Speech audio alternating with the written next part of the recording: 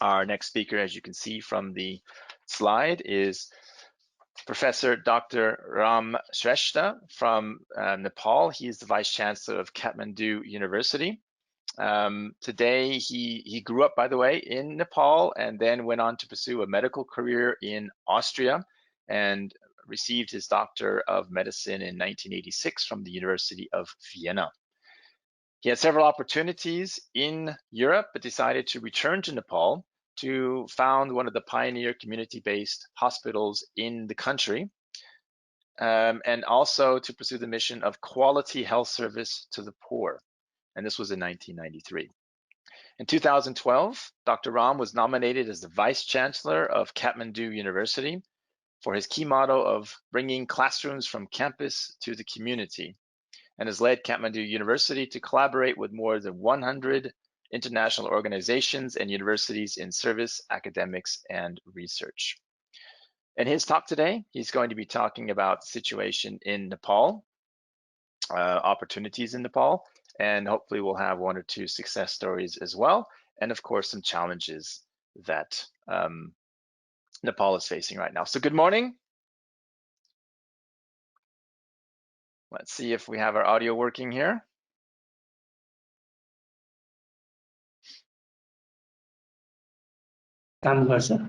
Yes. This sounds, yes, exactly. Wonderful. So good morning. I can hear you just fine. Good morning. How are you? Fine, thank you so much. I am very okay. Nice to hear Wonderful. you. Nice to see you and hear you as well. So thanks for the opportunity to speak with you a little bit about innovation in Nepal. So as I was telling our audience, this is one of our country focuses. So innovation in a particular country. Your area of expertise obviously is Nepal. So perhaps if you could open up with one or two comments about the current situation, the economic situation due to the COVID-19 crisis. So what kind of things are you experiencing right now, and what do you see happening in the next few months? Yeah, Douglas, good morning again from Nepal. Mm-hmm. I was told that the co-founders and chairman, Axel Schultz and Marita are also together with us here. That is correct.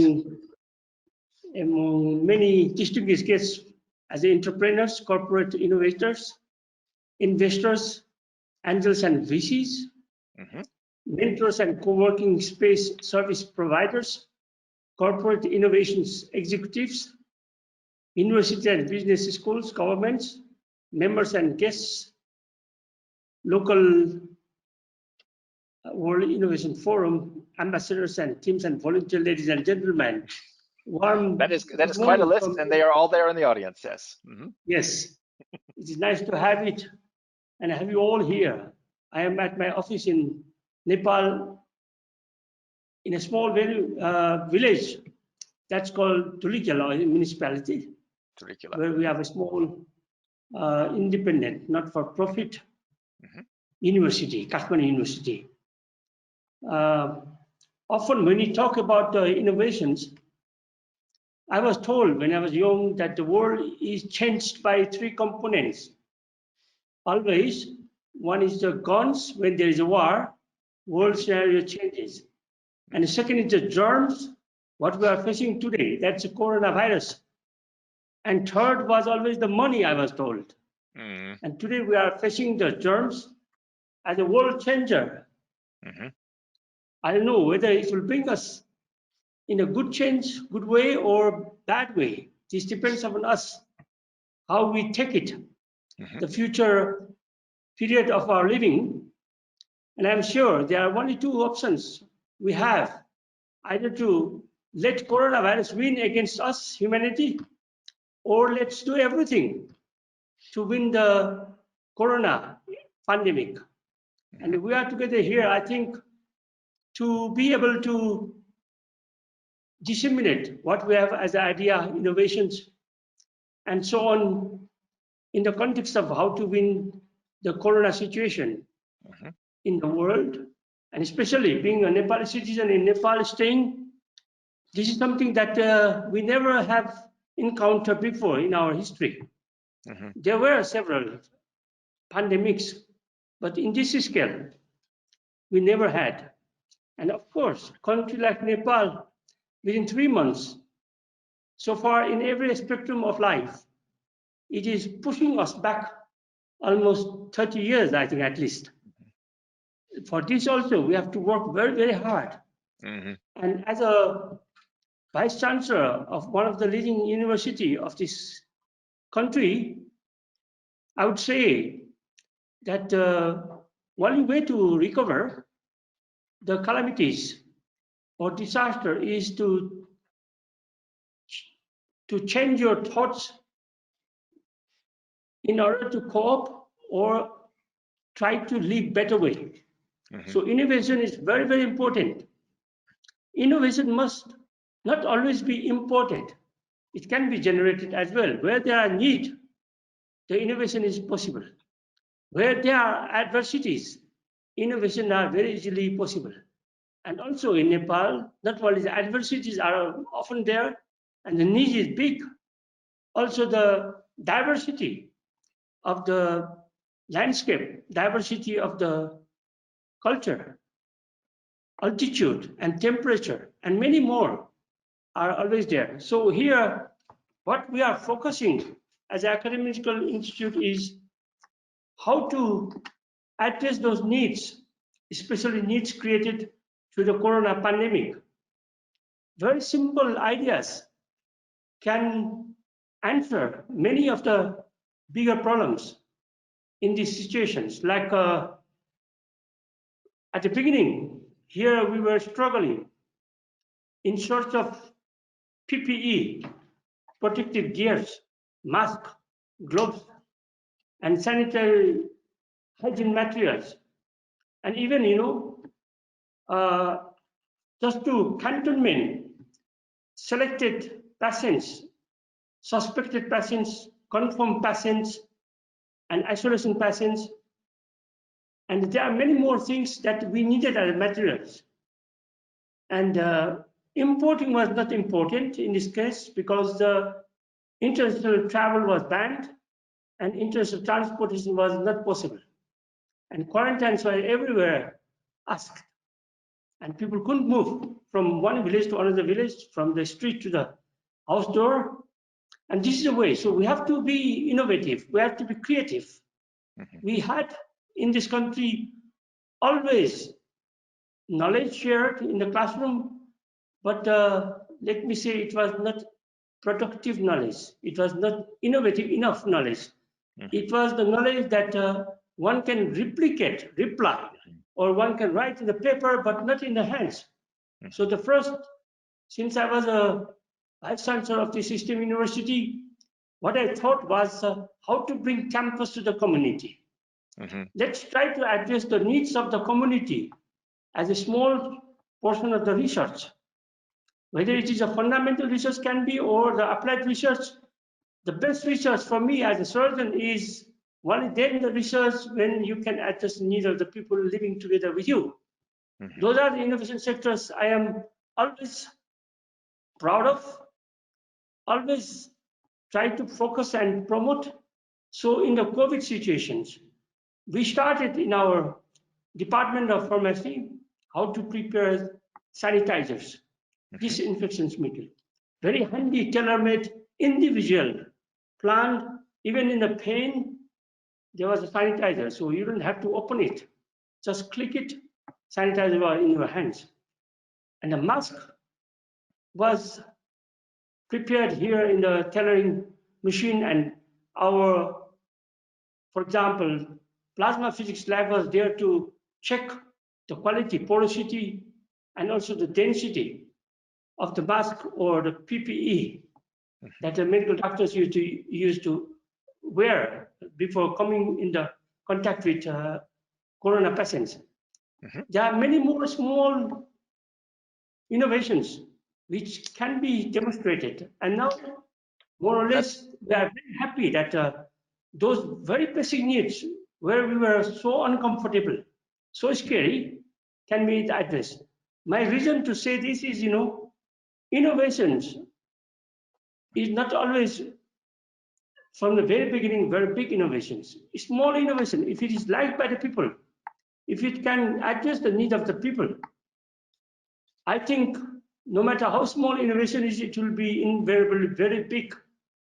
Right so on. Can I interrupt for just 1 second? Because I think you said something quite interesting that I'd like to ask a question about. That's a very good example, especially interdisciplinary collaboration. Several of our viewers, however, have asked the questions about students. So what can students do? And you're talking about bringing education to the community through students, obviously. Do you have an example of student projects that also have that kind of innovation? Douglas, thank you so much. You are making my speaking, my address easy, asking me some questions. Yes, well, we are very proud of our students. Mhm. And first of all, it was not easy for us to trace them, where they live, where they are, and how the situation they are facing. And second, also, not only the students, also the faculties, because the lockdown was everywhere. So this was possible through the internet. And second, in the corona pandemic, we needed to trace the travels and contaminations and people moving after the contaminations, tracing those people who are in contact with corona patients or corona infected people. There are hundreds and thousands of people migrating from India to Nepal because we have this problem here. Many Nepalese are working, almost 15% of the Nepalese youth are working abroad, and the major portion of the youth are working in India because that's the biggest neighboring country we have.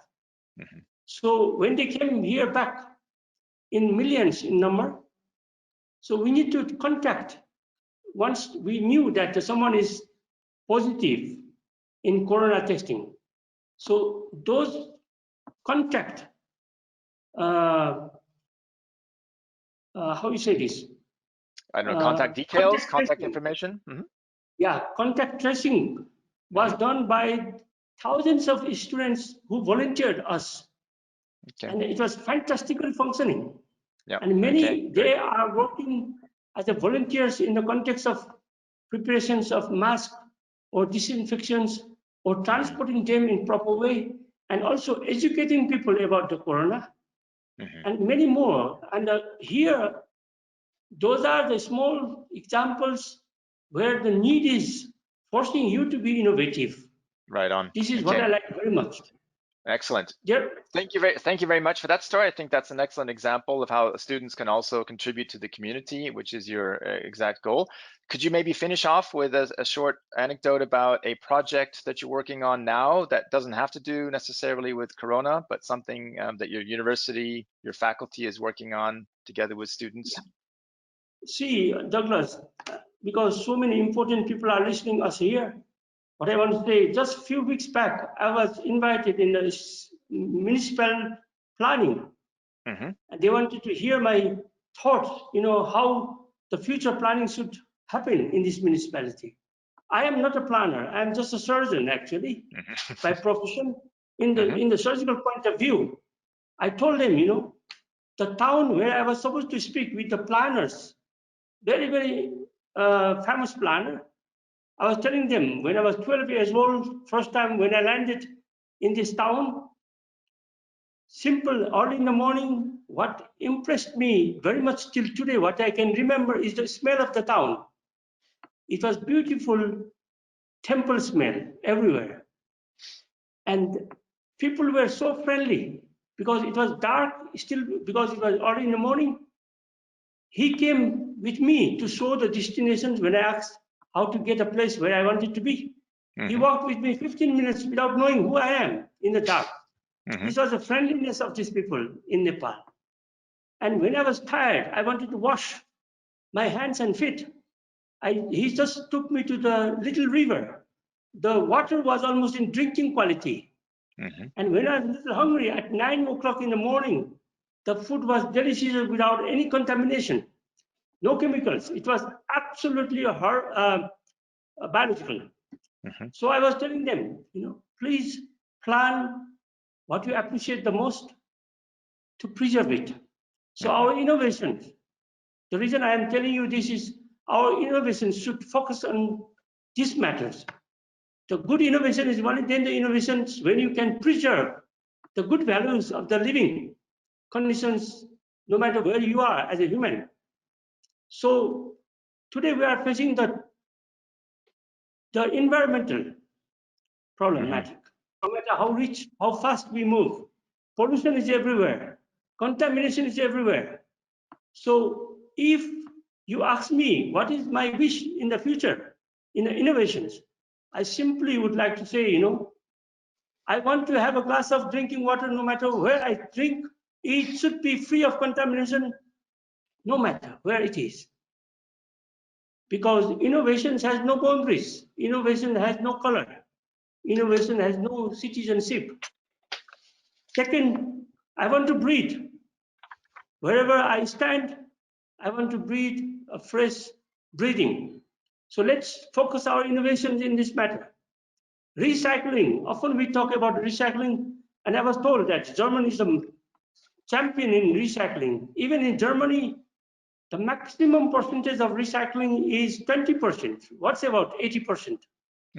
So there are many more in technology, many more in chemicals, many more in agriculture, food products, many more innovations in different sectors. Let's focus. What you like, what you appreciate, try to maintain the quality, sustain it. And if you need something more, innovate a little more to preserve those things. Excellent. That's the world I want to live in. And that's the wonderful. world I want to see my students, thinking about their innovations in future. That's all. Thank you so much.